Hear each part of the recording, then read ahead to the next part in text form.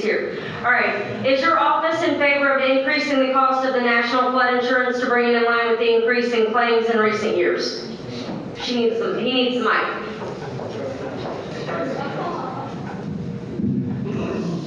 Good evening, I'm Hillary Cook with the National Flood Insurance Program. Is our office in favor of increasing the cost of national, in favor of having the premiums reflect the specific site risk of each property?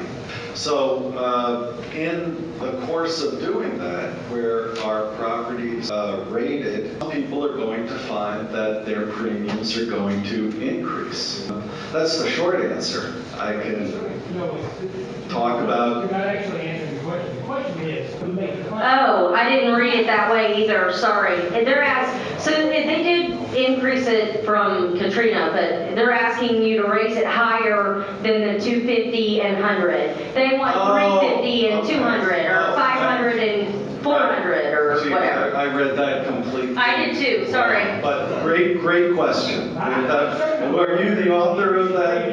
Yeah. Just to let you know, the National Flood Insurance Program is under current reauthorization, and it's been extended again till I think it's December 22nd.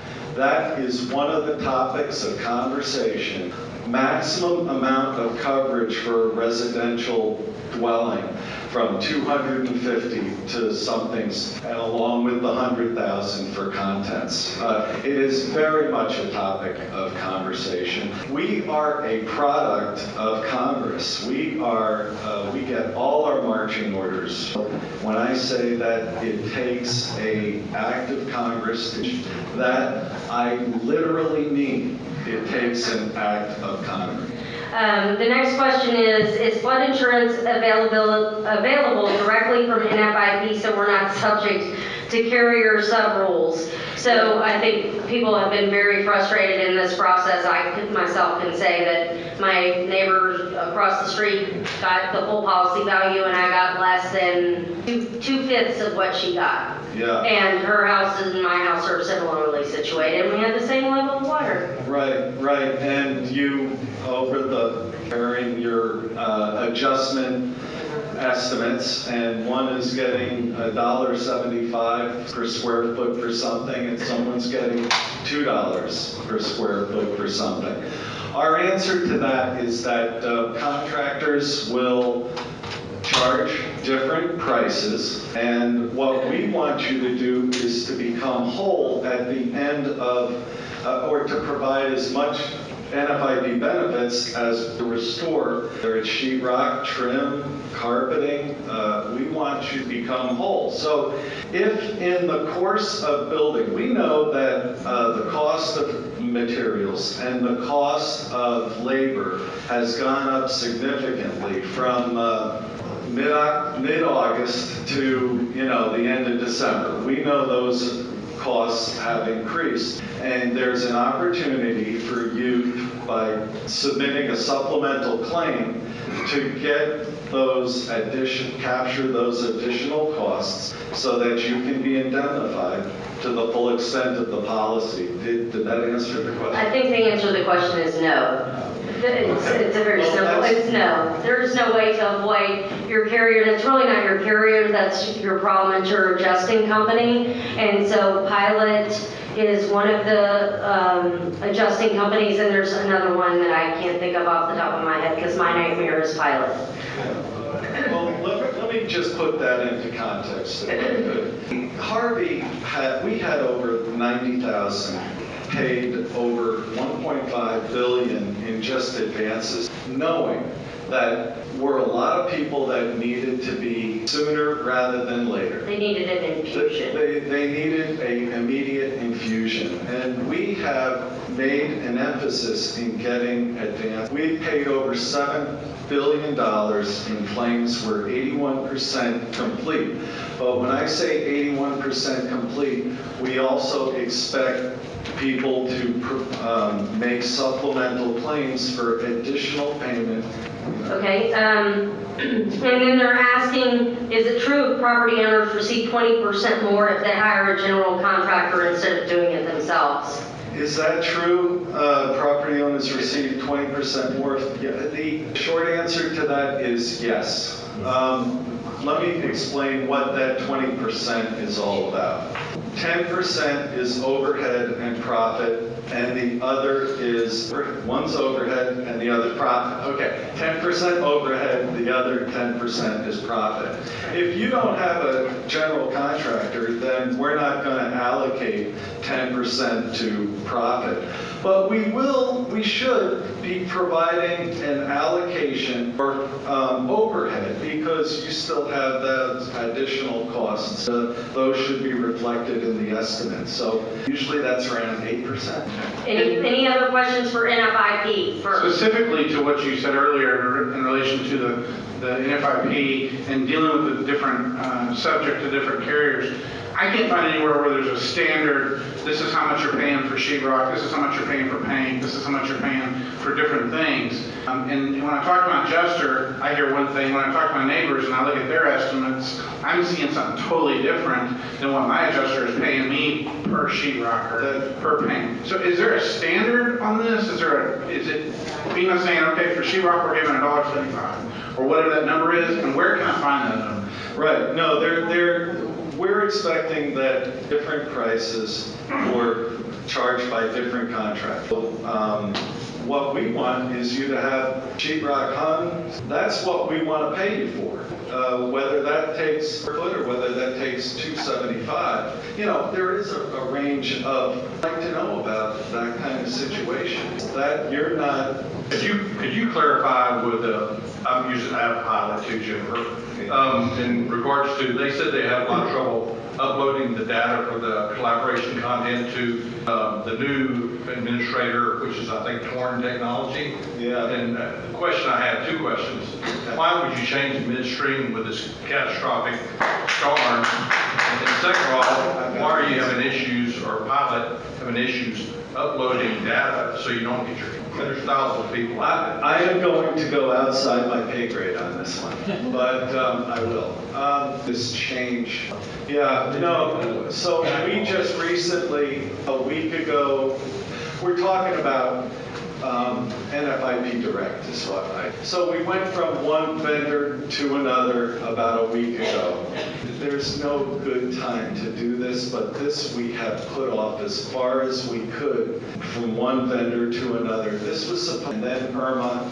Remember, in our context, we're not just, and then Irma, and then we have our resources having to go, but that's... Any other? Yes, on question 2, I don't think we got it answered. In my case, in April, with my premiums, can I not choose USAA and choose NFIP directly? Cut out the carrier. Yes, you can go to NFIP Direct. How do we do that? Everybody in here wants to know that.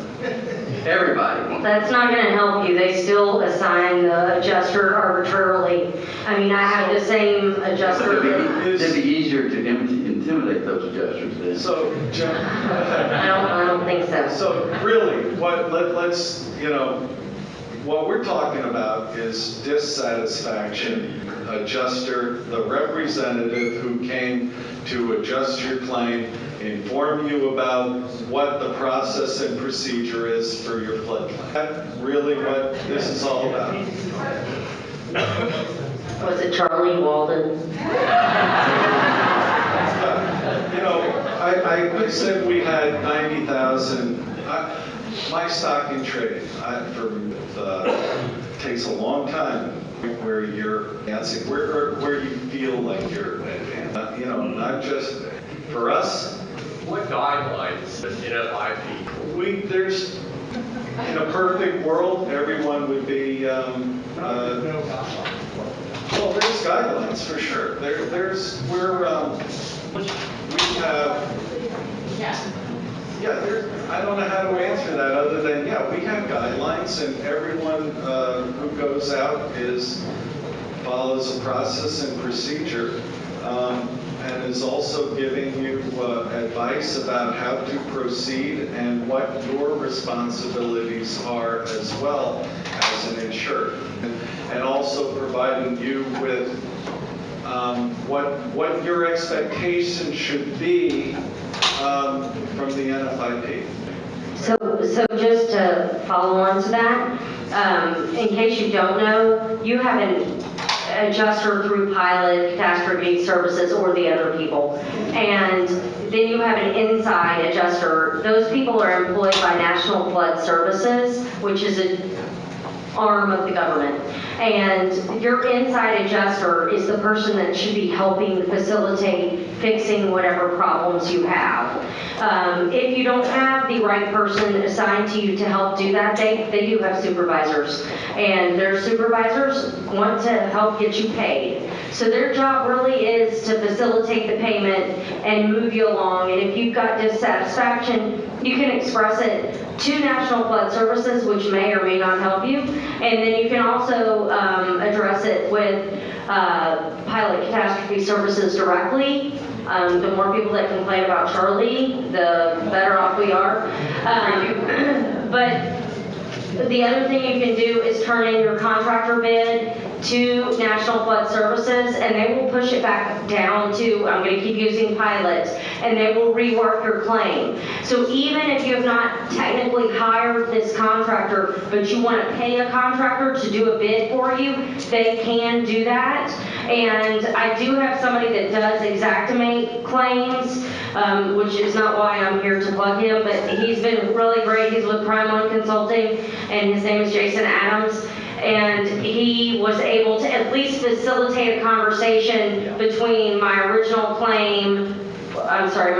adjustment, which was nonsense, and a revised adjustment amount between Pilot and the original adjuster. So don't be afraid to ask. If you're dissatisfied, please ask. The NFIP is, at least my experience has been, they want you to be whole. They want you to get your money. And you're going to get it one way or the other. If they don't pay it to you via your insurance company, they're going to pay it to you in a grant. So please know, persistence is key in all of this, and patience is a virtue. Everything takes way longer than you want it to in post-flood times.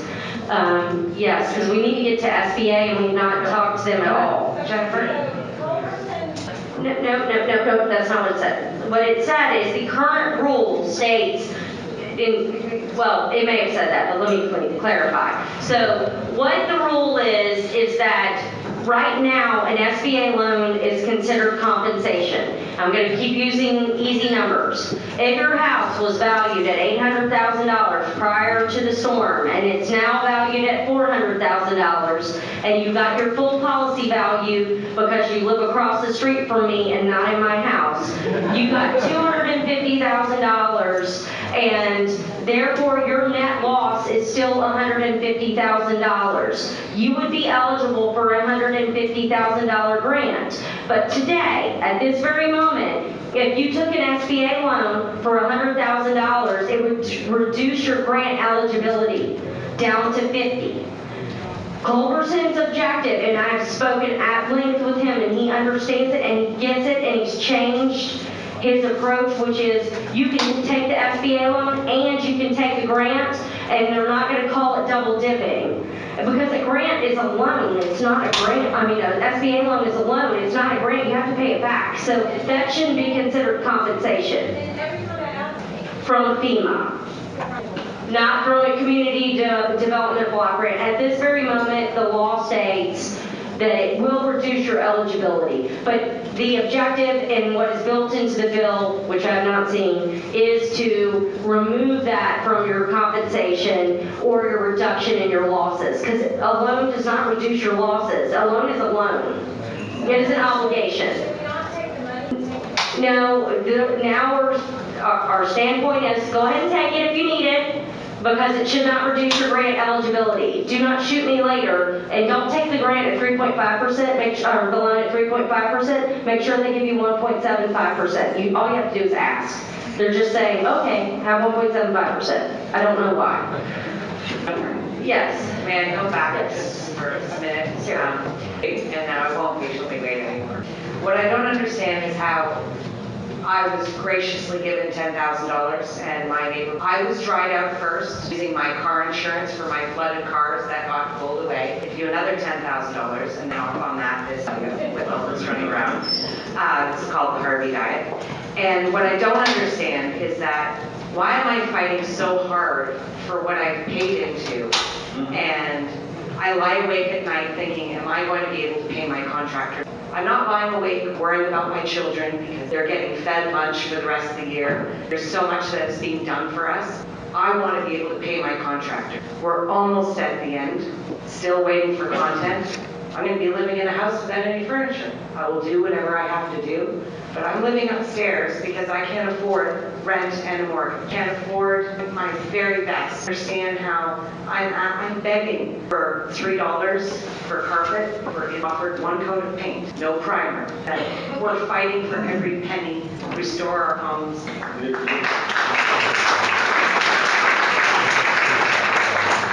I think another way of what you're asking, everyone has the identical. Does your It's my adjuster's son, and it's not the same as Jennifer. It's Charlie's brother. It's evil stepsister. you know, that's the big, my big takeaway from this. One coat of paint is not enough. And I'd like, let Appreciate that, Hillary. Okay, on to SBA loans, unless anybody's going to tar and feather me for sticking with NFIP. Yes. Just about the interest rates. Yes. The theory. Oh, that would be good, yes. I can't, again, speak on why. I'm not a loan officer, so why rates are determined based on the ability of that applicant. That's what determines credit history. If you make more, you gotta pay more interest. It's a case-by-case basis, quite honestly. We look at your entire case history. Just ask. Just ask is the answer. Because people getting offered 3.5 are turning it down and they go, oh, well, then I'll give you 1.75. So just ask. It's not consistent. It's willy-nilly. Roger, do you want to sit that for a moment? Comes up on our program, and basically, the majority of the people that do apply for loans do get that low interest rate of 1.75. In some cases, just if they have like a net where that plays in, and that's all part of the net. I mean, the majority of the people that do apply get the one. As she mentioned, you can always appeal it. It's not that easy just to say you'll get it. If you want to appeal it, maybe we took a wrong look at your financial data. We just gathered what you gave us. Basically, Just ask. I'm just going to stick with just ask. Because just ask. The worst people say no. Because no credit card debt, whatever the situation is, but they don't realize that I have 3 kids, get them to, college. I'm saving. This is not getting ready for hobby. And so appealed 3 times. Finally told him I could get loans outside for like 3.25. Why would I want to go with you for 3.5? And then I go, please cancel. I don't want it. And they end up canceling account. So, I'm not, we're in the area where we know everyone has good income, right? And some neighbors even have 2 or 3 houses, and they look at the debt income ratio, and those people qualify for 1.7. And me being conservative, I'm so sorry to hear that with your experience. I understand your frustrations. Mic to the mouth. Oh, sorry. I would say I'm so sorry to hear that was your experience. I understand the frustration. Unless you can appeal it a 3rd time if you'd like. I give up, basically. Okay, next question is, if we Yeah, come see us after. go see him and he's going to help you. Okay. This is another reason to come to meetings. Sometimes your sob story tugs at somebody's heartstrings and they help you. So take the help. I don't know if this is your question or I don't know. But it says, if we join a lawsuit, as Brad was suggesting, and win some compensation, will that money be restricted if we take an SBA loan? Only if it, again, was considered duplication of benefits. And I'm assuming that's on the SBA side. I can't speak to the side of the lawsuit, what the lawsuit would do in reaction to an SBA loan. On the SBA side, it wouldn't affect the money received. What funding resources are available to us to help with rebuilding other than SBA? And this goes back to the question where it says we don't qualify for any organizations that have been granted money. So Greg said, please go back and ask again because you do. It's not income-based now. They made a mistake at the beginning and have changed that. So the other organizations available on Greg's website are available to help you, although I don't know how much. Do you know of anything else? I know I've done a little bit of work with United Way Care, both in Houston and in Brazoria County, and I know they've provided some kind of aid. I'm not sure if it comes in funding or more practical aid, and Red Cross as well. I do know that there are some private lending sources. I wouldn't call it 1.75, it's very aggressive. At this point in the recovery process, it's really about knowing what resources are out there, whether it's SBA, FEMA, make sure you know all of the resources. But even though I work for SBA, whatever questions in terms of loans come my way. Okay, I think we're done with the SBA. I'm going to take this last question, which says, what can we expect in block grants to correct the valuation of our homes and the costs we've incurred as a result of the man-made flooding?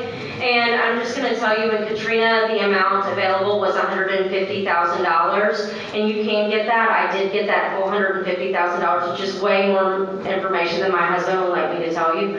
But our losses were well in excess of what our insurance was, and so please know that we did have insurance and we did still get a grant.